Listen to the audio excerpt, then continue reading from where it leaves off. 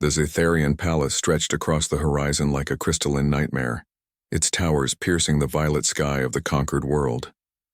Lewis crouched behind a corroded maintenance drone, watching the alien guards patrol in their grotesque six-limbed glory. Beside him, Lisa checked her scanner one more time. Still no response from command, she whispered, her voice tight with frustration. "We're on our own." Lewis nodded grimly. They were the last two survivors of the Terran Defiance, shot down 3 days ago during humanity's desperate stand against the Zetharian collective. Every other species in the galaxy had fallen within weeks. Humanity had lasted 6 months, longer than anyone expected, but not long enough. "The fountain," Lewis said, pointing toward the palace courtyard. "If the intel was right, that's where they keep the Ascension water. One sip and their warriors become unstoppable." Lisa's eyes widened. "You can't be serious. That's for them. We don't know what it'll do to human biology." "We're dead anyway," Lewis replied, his jaw set. "But if there's even a chance it could give us an edge, give Earth an edge, I have to try." They moved through the shadows, utilizing every trick from their Spec Ops training. The Zetharians were overconfident, their empire spanning 1,000 worlds. 2 humans were barely worth noticing. That arrogance would be their undoing. The fountain stood in the center of the courtyard, its waters glowing with an ethereal blue luminescence. Ancient Zetharian script covered the basin, and the liquid seemed to pulse with its own heartbeat. Lewis felt drawn to it, as if something deep within his DNA recognized its call. "Lewis, wait." Lisa grabbed his arm, but he was already moving. He cupped his hands and drank deeply. The water tasted like lightning and starlight, like every moment of human struggle condensed into liquid form. It burned down his throat, and for a moment everything went white. Then he heard the voice. "You have no idea what you just became." It wasn't spoken aloud.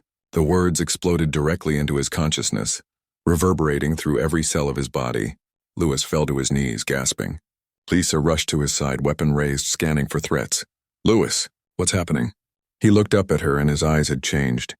They gleamed with the same blue luminescence as the fountain. "Lisa, I can feel it, everything. The Zetharians didn't create this water. They stole it."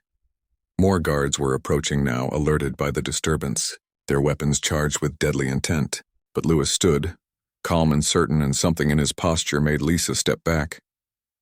"The Zetharians found it on a dead world," Lewis continued, his voice layered with harmonics that shouldn't have been possible. "They never questioned why it was there, why a species would leave such power behind." A Zetharian commander stepped forward, its mandibles clicking with amusement. "Foolish human. That water was meant for conquerors.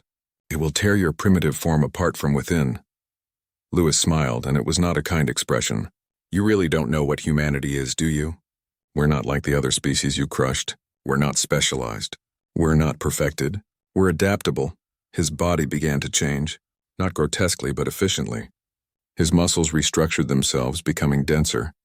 His neural pathways multiplied exponentially. His bones reinforced with crystalline matrices.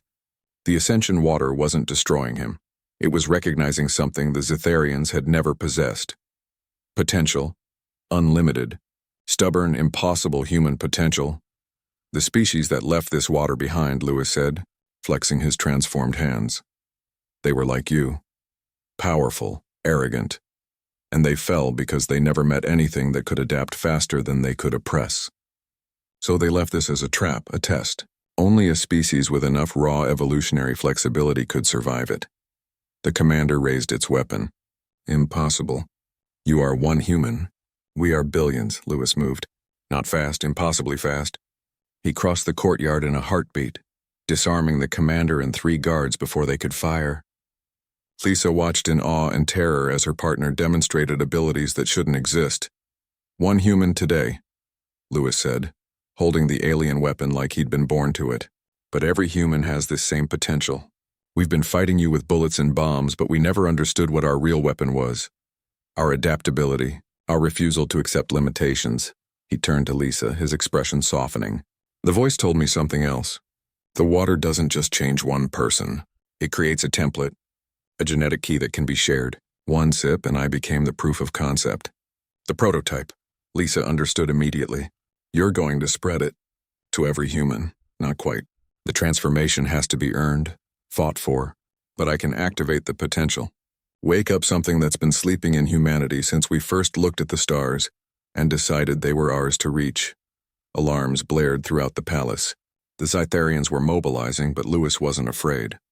He could feel the fountain's power still coursing through him, rewriting his genetic code in real time, optimizing him for survival against impossible odds. It was the most human thing imaginable. "We need to get you off this planet," Lisa said, falling into tactical mode. "Get you back to Earth," Lewis nodded. "And then, we show the galaxy what happens when you underestimate humanity." The Cytharians thought they were facing scattered colonies. They have no idea they just created their first real enemy. As they fought their way toward the landing bays, Lewis understood the full weight of the fountain's message. He hadn't just become stronger or faster. He'd become proof. Proof that humanity's greatest strength wasn't technology or numbers.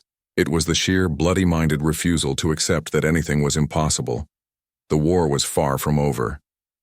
But for the first time since the invasion began, Lewis allowed himself to hope. The Cytharians had given humanity exactly what it needed to win.